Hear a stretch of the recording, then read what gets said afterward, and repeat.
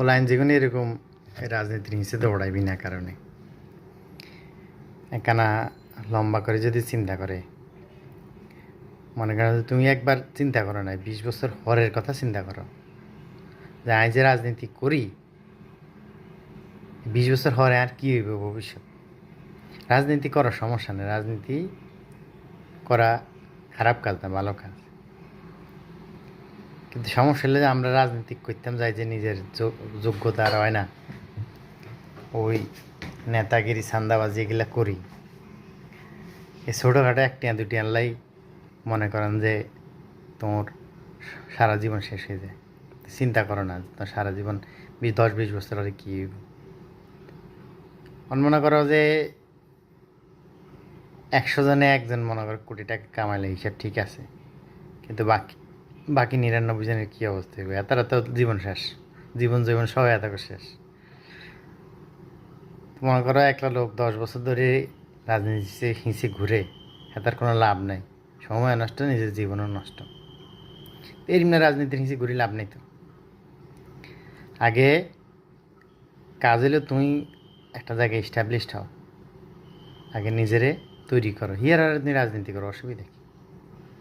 আর এই বাচ্চাকালে হেঁটেতেন বাড়ি রাজনীতি করতে এমন কোনো কথা আছে নাকি? 10-20 বছরের তো রাজনীতি করতে হইব এমন কোনো কথা আছে নাকি? কথা নেই। রাজনীতি তো 25-30 বছর, 35 বছর, 40 বছর তো করণ যাইব। বরং রাজনীতি যত দেরিতে থেকে শুরু করে হেতার রাজনীতি হলো কঠিন রাজনীতি হয়, শক্ত রাজনীতি হয়।